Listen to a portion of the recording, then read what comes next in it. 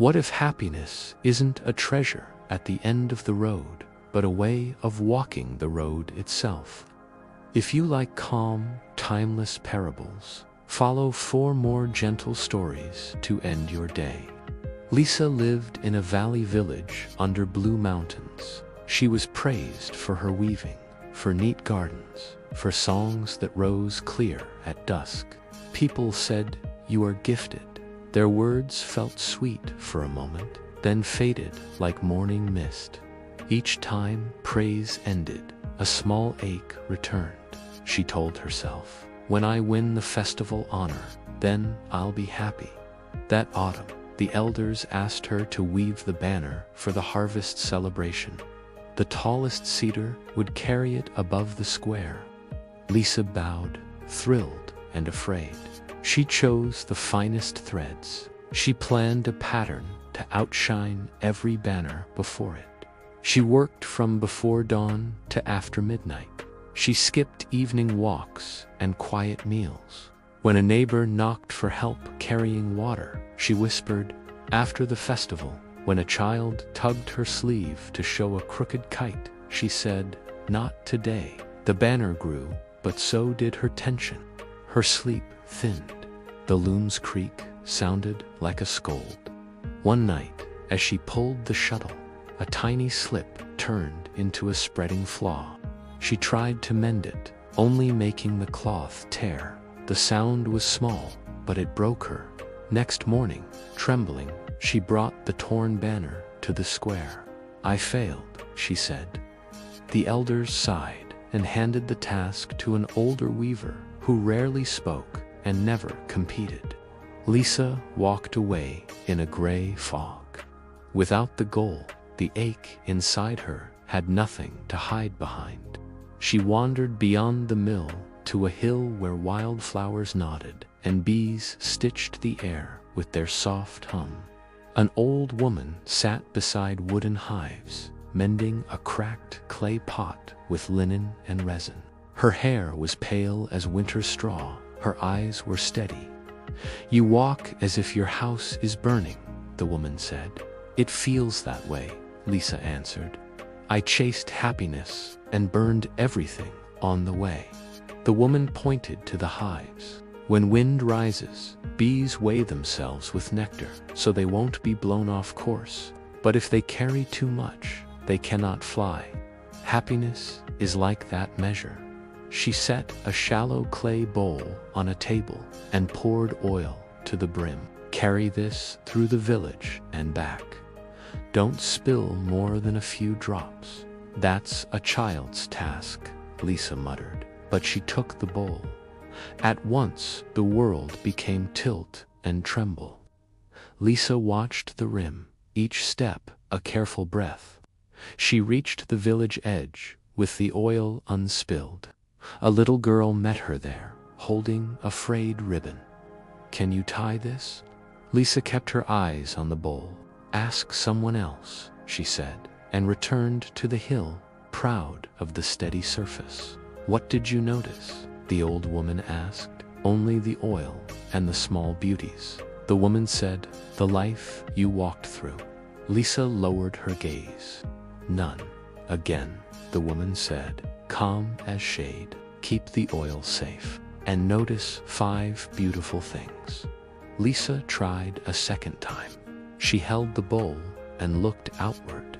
She named what she saw: sunlight on a crow's wing, smoke curling from the baker's chimney, a spider web mended with dew, a fern growing in a crack of stone, a dog asleep, one ear twitching to a dream. Her mouth softened. Then a man dropped his carrots. She hesitated, but chose the bowl. He gathered them alone. She returned with surface unbroken and a list of beauties. "Better," the woman nodded. "Now a third walk. Keep the oil safe. Notice beauties. Help one person without being asked." Lisa exhaled. 3 tasks, 1 set of hands. Still, she began. Near the well, a young mother wrestled a pale and a crying child. Lisa stepped close. "I'll hold him," She pressed the bowl against her ribs with one arm, cradled the child with the other until the rope was tied secure. Farther on, an old fisherman muttered at a stubborn knot. Lisa paused, and with one finger loosened what he could not. At the fence, the same child waited with the ribbon. Lisa balanced the bowl on her forearm and tied a sure, simple knot. The oil wavered, but held. She returned with only a thin glimmer clinging to the rim. The old woman touched the bowl. Now you've learned measures, attention, usefulness, and pace. If you clutch your happiness so tightly that you ignore the world, you arrive with a full bowl and an empty heart. If you rush, you spill everything. Walk with care, notice, offer help. You won't keep every drop, but what remains will be enough, and what you give will return another way. Something eased inside Lisa. She saw her torn banner for what it was, a mirror showing the knots she carried in herself. She thanked the woman and walked back through the village differently. She paused to listen to a child's kite story. She carried water without being asked. She worked again at her loom, but now she started each session with a breath, as if setting a bowl inside her chest. The festival came. The older weaver's banner rose like a calm river and moved with the mountain wind. Lisa looked up and let herself feel joy that was not about her. After the cheers, she found a quiet corner where a faded ribbon played its small music against a post, and she let it be enough. Through winter storms and spring planting, Lisa practiced the 3 measures. When worry wind rose, she added a little nectar of gratitude. When her dreams grew heavy, she set one down and helped a passerby, then lifted them again with steadier hands. Some days she spilled. She began again. One evening, a young villager found her at the well. "I want to be happy," he blurted. "What's the secret?" Lisa looked at the water, holding the sky.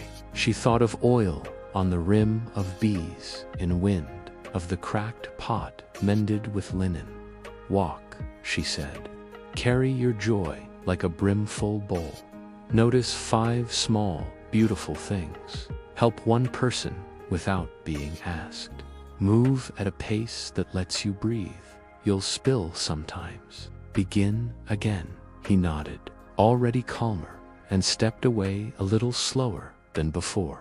If this story touched you, remember every day is a new chance to walk with attention, to be useful, and to choose a kinder pace. Stay well and stay peaceful.